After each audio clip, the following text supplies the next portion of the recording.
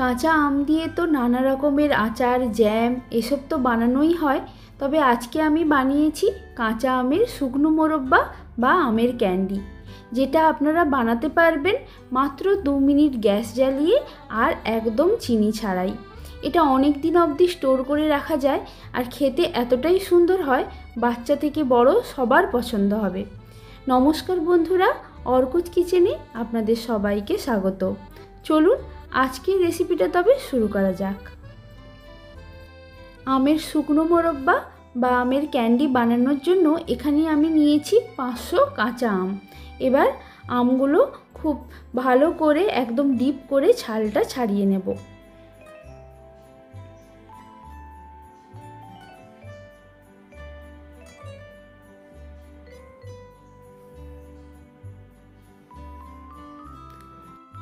সবগুলো আম এখানে আমি ছাড়িয়ে নিয়েছি। এবার আমগুলো কেটে নিচ্ছি। এই আমের আটিগুলো খুবই নরম, তাই আটি সহই কাটছি। তবে আপনারা যে আম নেবেন যদি আটিটা শক্ত হয়ে যায় তাহলে সাইড থেকে কেটে আটিটা বাদ দিয়ে নিতে পারেন।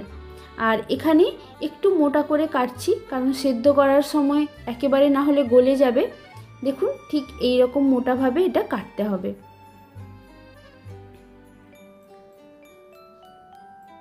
সবগুলো আম এখানে কেটে নেওয়া হয়ে গেছে। এইবার আমি এটা সেদ্ধ করে নেব। গ্যাসে কড়াই বসিয়ে দিয়ে দিচ্ছি কিছুটা জল। এবার জলটা ফুটতে দেব। এতে কিন্তু আমি নুন দিচ্ছি না, আপনারা চাইলে নুন দিতে পারেন, তবে খুবই অল্প নুন কিন্তু এতে দিতে হবে। এবার জলটা ফুটে উঠলে কেটে রাখা আমটা দিয়ে 2 মিনিট এটা একটু ভাপিয়ে নেব। খুব বেশি সেদ্ধ করব না, তাহলে কিন্তু একদম গলে যাবে। হালকা শক্ত ভাব থাকবে কিন্তু সেদ্ধ হয়ে গেছে এরকম অবস্থায় এটা কিন্তু নামিয়ে নিতে হবে।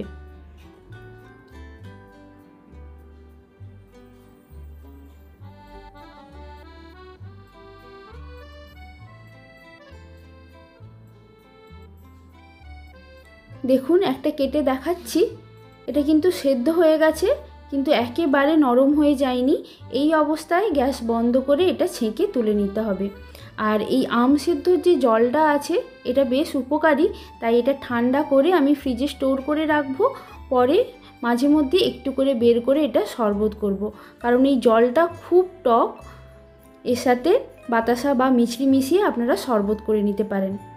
এবার পাত্রে নিয়ে নিয়েছি সেদ্ধ করা আম, আর আমি 1 কাপ মিছরি গুঁড়ো করে নিয়েছি, সেটা এর মধ্যে মিশিয়ে দিচ্ছি। এটা কিন্তু গরম অবস্থাতেই মেশাতে হবে আর খুব হালকা হাতে এটা একটু নাড়াচাড়া করে দিচ্ছি, নাহলে আমগুলো কিন্তু একদম ঘেঁটে যাবে। এখানে পুরো 1 কাপ মিছরির গুঁড়ো আমার লাগেনি। মিছরি মেশানোর পর যেটুকু জল বেরিয়েছিল সেটা টেস্ট করে দেখেছি মিষ্টির পরিমাণটা ঠিক আছে, তাই বাকিটা রেখে দিলাম। আপনারা এভাবে টেস্ট করে নিতে পারেন, তাহলে মিষ্টির পরিমাণটা কিন্তু বুঝতে পারবেন। এইভাবে ঢাকা দিয়ে আমি রেখে দেওয়ার পর 2 ঘন্টা পর দেখুন অনেকটা পরিমাণে জল বেরিয়েছে। এবার হালকাভাবে চামচ দিয়ে এটা নাড়াচাড়া করে দিচ্ছি, যাতে ওপরের আমগুলো নিচে যায় আর নিচেরগুলো ওপরে আসে। এইভাবে আমি সারা রাত রেখে দিয়েছিলাম আর সকালে মাঝে মধ্যে এটা একটু নাড়াচাড়া করে দিয়েছি, তাহলে প্রত্যেকটা আমি মিষ্টিটা কিন্তু ভালোভাবে শোক করবে। এবার কাঁটা চামচ দিয়ে একটা আম আমি এইভাবে তুলে প্লেটে নিয়ে নিচ্ছি। আর এটা স্টিলের প্লেটে দিলে, রোদে দিলে খুব ভালো হয়। এবার দিয়ে এটা রোদে দেব শুকনো হতে। আর এই মিছরির জলটাও আমি ফ্রিজে স্টোর করে রেখে দেব শরবতের জন্য।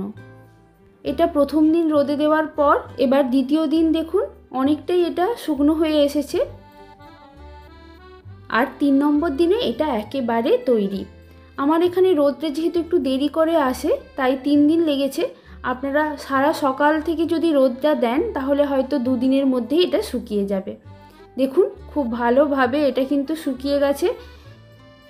এবার এতে কিছু মিছরি গুঁড়ো করে আমি রেখে দিয়েছিলাম, সেই মিছরির গুঁড়োটা মিশিয়ে দেব, যাতে যে হালকা চিটচিটে ভাব তৈরি হয়ে যায় সেটা না হয়।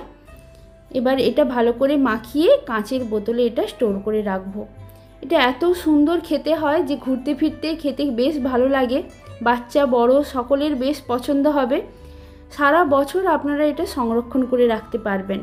আর এটা চিনি ছাড়া মিছরি দিয়ে বানানো, তাই যারা চিনি অপছন্দ করেন তারাও এটা বানিয়ে খেতে পারবেন। আশা করছি আজকের ভিডিওটা আপনাদের ভালো লেগেছে। ভালো লাগলে একটা লাইক, শেয়ার আর সাবস্ক্রাইব করার অনুরোধ রইল। আজ তাহলে এ পর্যন্তই। ভিডিওটা পুরো দেখার জন্য ধন্যবাদ।